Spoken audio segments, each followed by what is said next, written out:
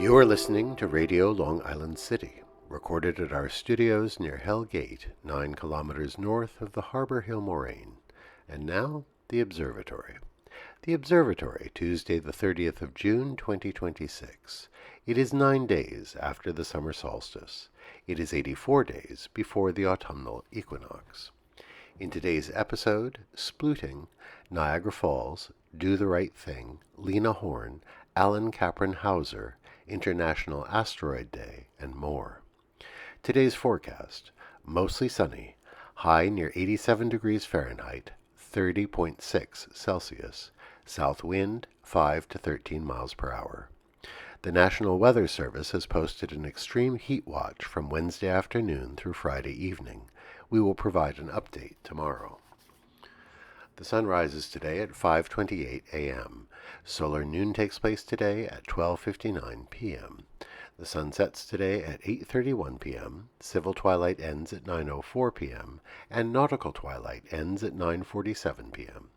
The length of daytime today is 32 seconds shorter than yesterday.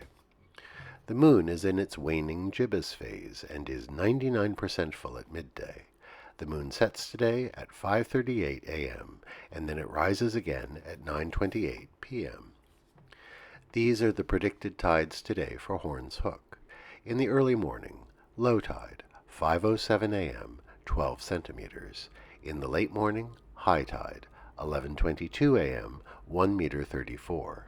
In the evening, low tide, 5:11 p.m., 27 centimeters. At night, high tide, 11:29 p.m., 1 meter 58. In our shared realm of plants and animals, as the weather starts to really warm up, we observe the squirrels doing their best to deal with the heat.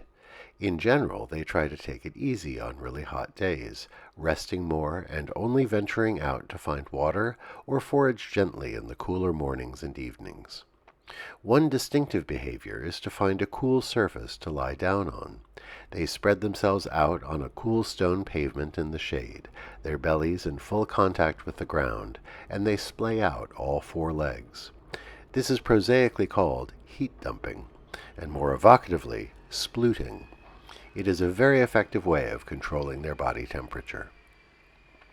Commemorations. On this day in 1859, Charles Blondin successfully crossed Niagara Falls on a tightrope. He was the first person to achieve that feat. 25,000 spectators gathered to watch. Bookies took bets that he wouldn't make it, but he did. Blondin once said a rope walker was, quote, like a poet, born and not made, unquote. On this day in 1989, Spike Lee released his film, Do the Right Thing. It was his third feature film. It takes place in Bed-Stuy on the hottest day of the year, and is an unflinching look at racial tensions in the city. Today we remember Lena Horne, born this day in 1917 in, as it happens, Bed-Stuy. She had early success in Hollywood, and she performed the title song in the 1943 film Stormy Weather.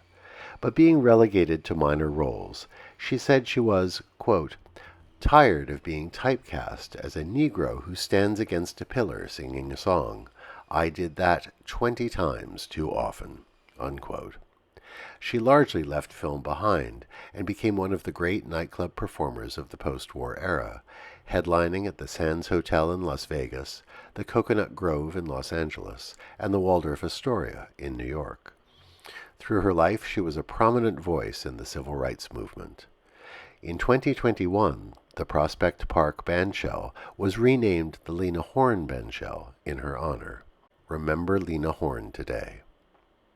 We also remember today Alan Capron Hauser, born this day in 1914.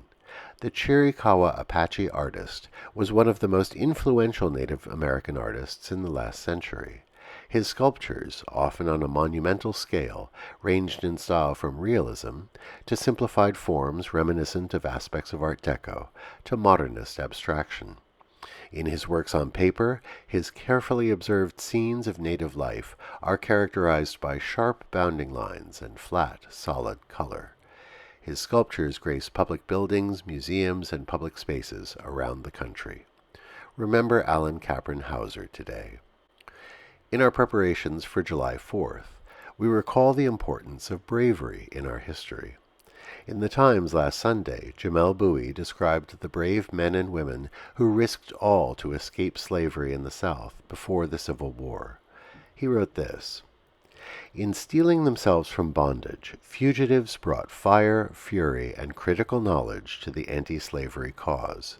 It is no coincidence that many of the most important abolitionists from the 1830s, 40s, and 50s were former slaves, including Isaac Williams, Harriet Jacobs, and, of course, Frederick Douglass." In the World Cup round of 32 today, Côte d'Ivoire faces Norway in Texas, France faces Sweden at New York-New Jersey Stadium, and Mexico faces Ecuador in Mexico City. This is a bulletin from the International Earth Rotation and Reference Systems Service, Bulletin C-71, to authorities responsible for the measurement and distribution of time. No leap second will be introduced at the end of June 2026. Signed, Christian Bizoir, Director of the Earth Orientation Center, Observatory de Paris, France. Finally, today is International Asteroid Day. It commemorates the day in 1908 when a meteor burst in the air over Tunguska in Siberia, leveling 2,000 square kilometers of forest. It is also a day to raise awareness of threatening meteors and asteroids and our search to learn how to deflect them.